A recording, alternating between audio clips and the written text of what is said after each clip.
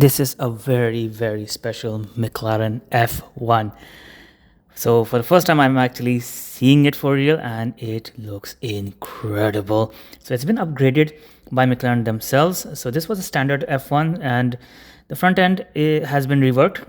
So now you get a full exposed carbon fiber front splitter, and you also get this really nice new air intakes in the front, and you can also see there's a small grille in the middle. So all of these small aerodynamic features like this small spoiler wing on the bonnet, these are there to generate downforce as much as possible. So this is equipped with the high downforce kit, and that of course includes a lot of changes to the body. So they've also added these small vents or loops here to let the air out when the front wheels are spinning. There's also a carbon fiber fitting on the wipers to make it more aerodynamic. So yeah, this is a very interesting car at the RM Sotheby's auction, and it has been fitted with 18-inch wheels by McLaren.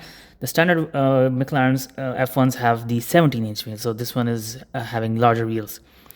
Interior wise, I didn't really get a chance to see the interior properly or even get a chance to take a picture of it properly, but nonetheless the car is here, and look at it. Look at those analog key that you just have to punch in and rotate like in older cars. So this is an older car. It's around 1997 and it still looks incredible. It's very long, it's very wide, and then you can see these two light bulbs here. These are tail lights, and you can see the fittings are actually narrower, giving a more floating tail light design, and behind that you can see a small grille. That's of course to keep the engine bay ventilated. You also have the main grille here, and then where you have the RM Sotheby's plate here is where you usually fit the license plate.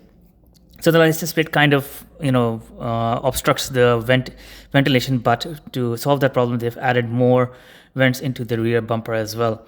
Now if you look at the diffuser, it's just above it's just below the grille of the exhaust system. So of course this car gets very hot, and look how simple that carbon fiber diffuser is. And now today's cars have very aggressive style diffusers, and they're much much more prominent, much more aggressive style, but this one is very simple and elegant.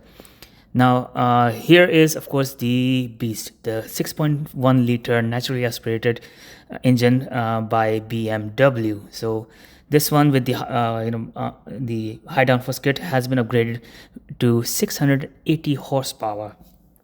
That's insane for a naturally aspirated engine. Again, the top speed, if you remember, of the McLaren F1 was around 238 miles per hour, which is 386 kilometers per hour or something. Now, the engine bay, the cover basically is lined up with the gold plating. Actual gold because gold dissipates heat very well. So you need gold inside the engine bay, especially on the underneath side of the engine cover. You can see gold pieces here and there.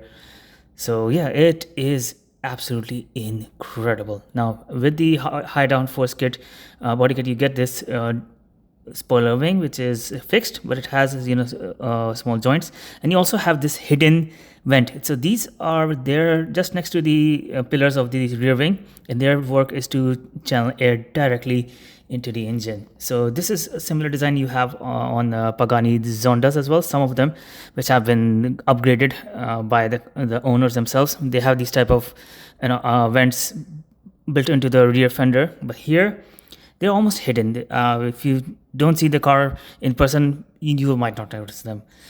So yeah, this car is here at auction starting, they're estimating this car to be over $21 million. And okay, they opened it. All right, let me just show you. So the McLaren F1 has a central seating position with 2 passengers, and that's it. A very minimalistic interior. I wish I had gotten a better look. I wish I wasn't looking at my camera the whole time. But anyway, I got a chance to just peek inside. So this car, by the time I was done making the video, it went for auction, and it got sold for a total price of $25.3 million. That of course includes the auction fees and everything. So yeah, it is a very expensive car, and I have one of my own. I bought this before COVID, so I never thought I would actually see one, and coincidentally That the one I have is a GTR, and it's exactly identical to this. So yes, it's a very special day for me.